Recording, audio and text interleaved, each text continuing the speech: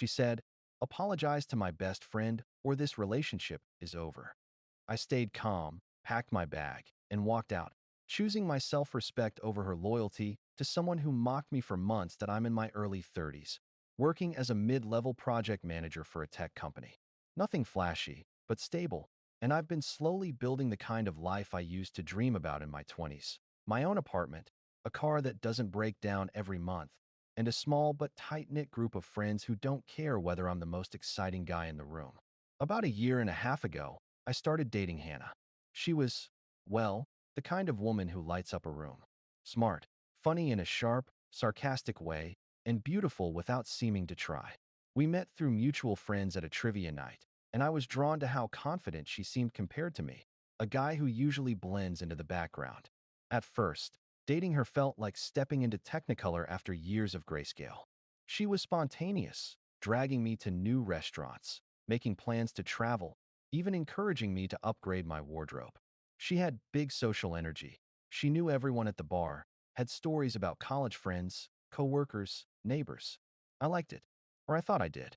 The first small crack showed early, but I ignored it. One night, when we'd only been seeing each other for a few months, she scrolled through her phone while I was cooking dinner and laughed. I asked what was funny, and she said, "Oh, Lena just texted. She says you look like the kind of guy who'd explain spreadsheets at a party." I chuckled, though it stung. I asked who Lena was. "My best friend since forever," Hannah said. "Don't take it seriously. She roasts everyone." So I didn't. I just kept stirring the pasta and told myself it was a harmless joke. Over time, Lena became a recurring name in our conversations. If Hannah and I had a disagreement, she'd tell me later what Lena thought about it. If I mentioned wanting a quiet weekend, Hannah would roll her eyes and say, "Ugh, Lena would call you a grandpa." I hadn't even met her yet, but it felt like Lena was a third presence in our relationship. When I finally did meet her, at a small dinner party Hannah threw, the picture matched the personality. Lena was blunt, loud, and armed with the kind of wit that makes you laugh even as it digs under your skin. She hugged Hannah tightly and gave me a once-over that felt more like inspection than introduction. "So this is the guy who stole you off the market, huh?" she said. "Well, at least he looks employable." Everyone laughed. I laughed too, though my smile was tight. I grew up in a family where respect was quietly but firmly expected. My dad didn't do loud confrontations, but he had a way of raising an eyebrow that shut down nonsense before it escalated. I learned to pick my battles and not to rise to every jab. So when Lena made comments about my clothes, about how I was the serious one, about how I probably have a budget spreadsheet for date night, I just let them roll off. At least I thought I was. One night, after Lena left Hannah's apartment, I asked, "Does she always talk like that?" Hannah shrugged. "That's just Lena. She's brutal, but she's loyal. You'll get used to her." I wanted to push back, but Hannah looked at me like I was being uptight. So I swallowed it and told myself, maybe I am too sensitive. Maybe this is just how close friends banter. The months rolled on. Hannah and I got closer in some ways. We started talking about moving in together, even casually mentioned marriage down the road. She made me playlists. We took a weekend trip upstate. She helped me pick out a new couch. But every good memory seemed shadowed by Lena's commentary. If Hannah and I went out, Lena would text her live updates. "He ordered chicken again? Lame." If we stayed in, Lena would FaceTime her mid-movie and joke, "Hope your grandpa doesn't fall asleep before dessert." Sometimes Hannah would read them aloud and laugh. Sometimes she wouldn't, but I could see the screen light up, Lena's name bold at the top. I remember one Sunday afternoon in particular. I was fixing Hannah's leaky faucet. Nothing major, just tightening the fittings, when she snapped a photo and sent it off. A few minutes later, her phone buzzed, and she burst out laughing. "What's so funny?" I asked. "Lena says you look like a YouTube dad tutorial. Today we'll learn how to fix what your man broke." I forced a smile, but something twisted in me. I was doing something useful, helping her, saving her money, and somehow I was still the punchline. I started noticing how Hannah's tone changed when Lena was around. With me alone, she was affectionate, soft even. With Lena present, it was like she had to perform, rolling her eyes at my stories, mocking my habits, nudging me for being predictable. It wasn't cruel, not exactly, but it chipped away. A little here, a little there. Death by a thousand jokes. By the time we hit our one-year anniversary, I couldn't ignore it anymore. I'd planned a quiet dinner at a nice restaurant, just the two of us. Halfway through, her phone buzzed. She giggled and showed me a text from Lena saying, "Bet he picked something boring again. Get the steak at least." Hannah laughed, shook her head, and said, "She knows me so well." And I sat there, watching her laugh at her phone during our anniversary, and felt something cold creep in. That was the night I realized this wasn't just about Lena's personality. It was about Hannah's choice to let her. That's the backdrop. At that point, I still hadn't exploded, still hadn't said what I really thought. But I was beginning to understand that the issue wasn't whether Lena liked me. It was whether Hannah respected me enough to set boundaries with her. And deep down, I knew the answer. A few weeks later, Hannah invited me to a birthday party for one of her coworkers. It was held at a trendy rooftop bar, the kind of place with overpriced cocktails and fairy lights strung over the skyline. I didn't love those scenes, too loud, too crowded, but I went because it mattered to her. As soon as we walked in, I spotted Lena across the room. She was wearing a bright red dress and holding court at the bar like she owned the place. Hannah squealed and ran over to hug her. I followed with a polite smile, bracing myself. "Well, if it isn't spreadsheet guy," Lena said, looking me up and down. "Did you get a permission slip from your desk calendar to come out tonight?" The people around her laughed. I forced a chuckle. "Always a pleasure, Lena." It should have ended there, but it didn't. Throughout the night, Lena kept throwing jabs. When I ordered a whiskey neat, she said, "Careful, don't want to lose control of your perfectly balanced schedule." When Hannah told her I'd help fix her laptop, Lena chimed in. "Of course he did. Probably charged her an hourly consulting rate." Each time, Hannah laughed. Not nervously, not with a hint of "cut it out." She laughed like Lena was the funniest person alive. I sipped my drink and stayed quiet, cataloging everything in my head. I've always been the type to analyze before reacting. My job trained me to break problems into pieces: scope, cause, resolution. Emotional outbursts don't solve projects, and they don't solve relationships either. So instead of snapping back, I kept observing. The breaking point came later in the evening. A group of us were sitting around a table, and someone asked how Hannah and I met. I told the trivia night story, how I guessed an obscure geography question that won the round.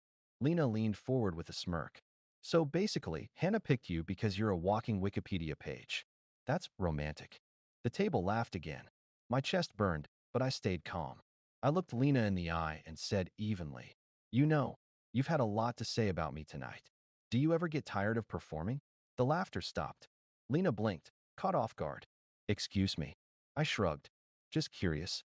You spend so much energy trying to make me the punchline. Doesn't it get exhausting?" The table went quiet. People shifted uncomfortably. Hannah's face flushed red, not with embarrassment for Lena, but anger at me. She grabbed my arm and hissed, "What the hell was that?" I didn't answer. Not then. On the way home, she exploded. "Why would you humiliate my best friend like that?" she demanded as we walked to the car. "Humiliate," I said, keeping my voice steady. "She's been insulting me all night, Hannah." I made one calm comment. "That's it. She was just joking." Hannah snapped. "You're so sensitive. God, can't you just lighten up? You embarrassed me in front of everyone." I took a deep breath, gripping the steering wheel once we got in the car. "You're upset that I spoke up once. But you're not upset that she's been undermining me since the day we met. Do you see the imbalance?" "No," she shot back. "Because Lena matters to me. She's family, and you need to apologize to her." There it was, the line drawn in the sand. I didn't respond right away. I drove us home in silence, my mind spinning. Apologize? For defending myself after months of digs? I replayed the night in my head like footage from a security camera. Every jab, every laugh, my single calm sentence. It didn't add up. Unless Hannah didn't care about fairness, only about appeasing Lena. The next day, Hannah brought it up again. "We're not moving forward until you say sorry," she said firmly. "Sorry for what?" I asked. "For disrespecting Lena." I looked at her. "You're asking me to disrespect myself to make her comfortable." She crossed her arms. "Relationships require compromise. Compromise is splitting a pizza topping, not letting someone treat your partner like garbage," I said. Her eyes narrowed. "So you're really not going to do it?" "No," I said quietly. "I'm not." That conversation haunted me for days. I kept waiting for her to cool off, to realize how skewed the situation was. But instead, she doubled down. She brought it up over text, over dinner, in bed at night. "You're being stubborn," she said. "You're making this bigger than it is. You'll lose me if you can't let this go." Each time, I answered the same: calm, steady, firm. "I won't apologize for existing." Meanwhile, my perception of Hannah shifted. I remembered all those little moments, her laughing at Lena's texts, repeating her comments, encouraging the banter. I realized she hadn't just failed to defend me. She'd chosen to side with Lena every time. I started asking myself hard questions. Did Hannah actually respect me? Did she want a partner? Or a prop in her social circle's comedy routine? I'd spent a year building a future with her in mind. But suddenly, that future looked like a house built on sand. One evening, I sat at my desk after she went to bed and pulled out a notepad. I wrote 2 columns: staying and leaving. Under staying, I wrote stability, shared memories, potential for growth. Under leaving, I wrote self-respect, peace, no more Lena, freedom to be myself. The second column outweighed the first. Not instantly, not without pain, but undeniably. I stared at the page for a long time. Then I folded it up and put it in my drawer. Decision pending. But my heart already knew. That's where things stood. Hannah demanding an apology that I couldn't, in good conscience, give. Me realizing that refusing might cost me the relationship. And the more I thought about it, the more I realized, maybe that wasn't a cost. Maybe it was the price of reclaiming my self-respect. Update 1. I wish I could say there was some dramatic final straw, some cinematic outburst that made the choice clear. But the truth is, the end came quietly. It was a Tuesday night, about a week after the rooftop party. Hannah and I were sitting in her apartment, eating takeout on the couch. She was scrolling her phone between bites, and I recognized Lena's name lighting up the screen. I asked, without accusation, "Are you still talking to her about this?" Hannah didn't look up. "Of course. She's my best friend." I nodded slowly. "So she knows more about our arguments than I do." That finally made her look at me. "You're being unfair." "No," I said gently. "I'm being honest. Every time we've disagreed, Lena's voice has been louder than mine. And now you're asking me to apologize to her for standing up for myself. That's not a partnership. That's something else." Her eyes flashed. "So what? You're just going to walk away because you don't like my friend?" I shook my head. "I'm walking away because you don't like me enough to stand beside me." The silence that followed was heavy. I could feel my pulse in my ears, but my voice stayed calm. I set down my food, went to the bedroom, and started gathering my things. She followed, her tone rising. "You're seriously doing this? Over one stupid comment? Over Lena?" I paused, holding a stack of folded shirts. "It's not about Lena. It's about respect. And the fact that you think asking me to grovel to someone who's disrespected me for months is reasonable." Her voice cracked. "You're overreacting." I zipped my bag. "Maybe. But even if I am, I'd rather overreact in defense of my dignity than underreact and spend the rest of my life letting someone else dictate how I'm treated." Packing was surreal. Each shirt I folded carried a memory. The sweater I wore on our first trip upstate, the t-shirt she once borrowed and never returned until I asked. But the act of packing also steadied me. It was physical proof that I still had control over my choices. By the time I finished, Hannah was sitting on the bed, arms crossed, tears in her eyes. "If you leave now, don't expect me to come running back," she said, her voice trembling between anger and fear. I met her gaze. "I'm not asking you to." That night, I slept at my own apartment for the first time in months. The space felt both cavernous and comforting. The silence pressed on me, but it was an honest silence, not one filled with laughter at my expense. I didn't cry. I didn't rage. I just sat at my kitchen table, staring at the notepad I'd written on the week before. I unfolded it and read the columns again. Staying looked small and childish. Leaving looked inevitable. Over the next few days, Hannah's texts came in waves. At first, anger. "You're throwing away everything for your pride. You're pathetic. Lena was right about you." Then guilt. "I can't believe you'd abandon me over nothing. You owe me at least an apology for walking out like that." And finally, desperation. "Can we at least talk? I miss you. Please don't do this." I responded only once, with a single sentence. "I can't be in a relationship where my self-respect has to be negotiated." She didn't reply. The first weekend alone was hard. I woke up Saturday morning with the muscle memory of making coffee for two. I looked at the empty side of the bed and felt the sting of loss, not just of her, but of the imagined future we'd been building. Holidays together, trips, maybe even marriage. But alongside the grief was a strange calm. For the first time in months, I didn't dread opening my phone to see what cutting remark Lena had sent. For the first time, I didn't feel like I had to perform to prove I was worth being with Hannah. It was just me, and that had to be enough. When I told a couple of close friends what had happened, their reactions surprised me. One said, "Honestly, man, I never understood why you put up with her friend. She treated you like crap." Another said, "Good for you. Most people cave just to keep the peace. You didn't." Their words reinforced what I already knew deep down, that leaving wasn't an impulsive move. It was the right one. Hannah tried one last time about 2 weeks later. She showed up at my apartment, eyes red, voice soft. "I don't want to lose you over something stupid," she said. I let her in. We sat at the table, and I listened. She talked about Lena being protective, about how I should have been more understanding, about how relationships mean swallowing pride sometimes. When she finished, I said, "I understand what you're saying. But here's the truth. If swallowing pride means lowering myself so your friend can feel big, that's not love. That's servitude. And I can't do that." Her eyes welled again, but she didn't argue. She just nodded slowly, stood up, and left. That was the last time I saw her in person. I'd like to say I felt triumphant, like I'd won some moral battle. But the reality was quieter. I felt sad, relieved, lonely, and proud all at once. Sad for the relationship that could have been. Relieved to no longer carry the weight of disrespect. Lonely in the empty apartment. Proud that, when it mattered, I chose myself. And sometimes, that's the only victory you get. Final update. It's been about 10 weeks since I packed my bag and walked out of Hannah's apartment. Long enough that the immediate sting has dulled, but not so long that the memories have lost their edge. The first month was mostly about adjusting to the silence. I'd wake up, half expecting Hannah's texts about her day or her complaints about the office. Instead, my mornings were quiet.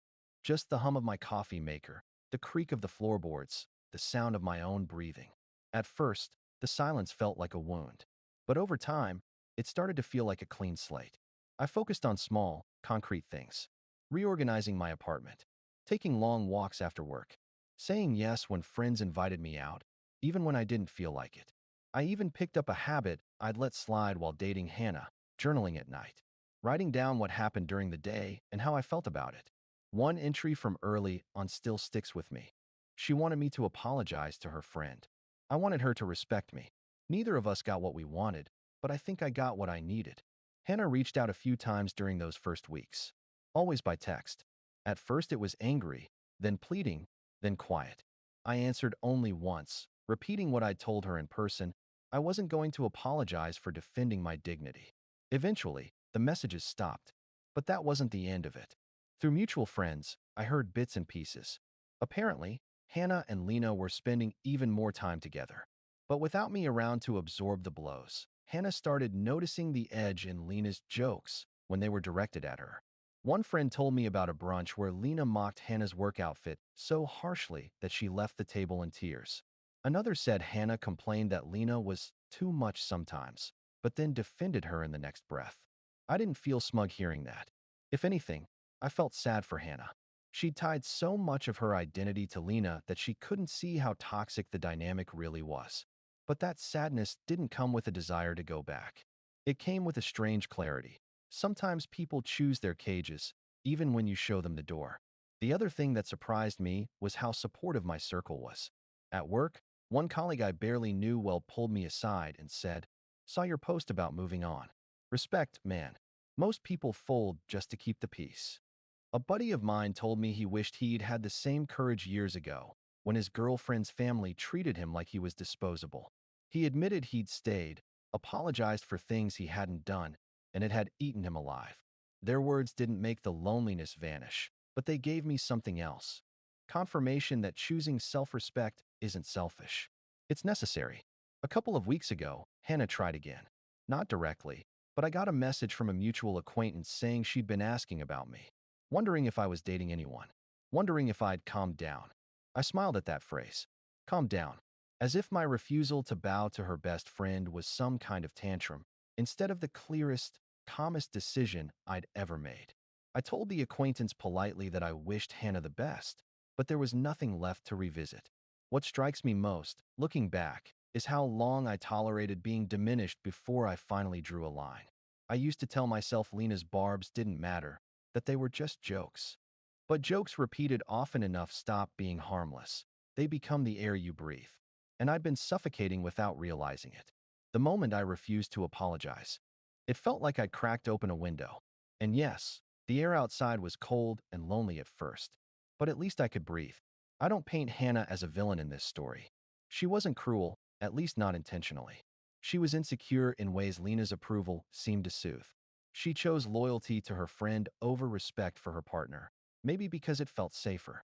But here's the truth I've learned. If someone can't defend you when you're being belittled, they're not really standing with you. And if they ask you to shrink yourself to fit someone else's comfort, that's not compromise, that's surrender. So where am I now? I'm not rushing into another relationship. I've started running again in the mornings. I booked a short trip to Colorado to hike with an old college buddy. I even signed up for a photography class, something I'd put off for years because Hannah thought it was a boring hobby. My apartment feels more like mine every day. The silence isn't heavy anymore. It's full of possibility. And sometimes, when I think back to that rooftop party and the moment I finally spoke up, I smile. Not because it was clever or because I won, but because it was the first time in a long time I chose myself in real time, not on a notepad days later. If anyone reading this is in a similar position, being chipped away at by jokes, being told to apologize for standing up for yourself, let me say this plainly. You don't have to set yourself on fire to keep someone else warm. Walking away isn't failure. Sometimes, it's the bravest form of love you can give yourself.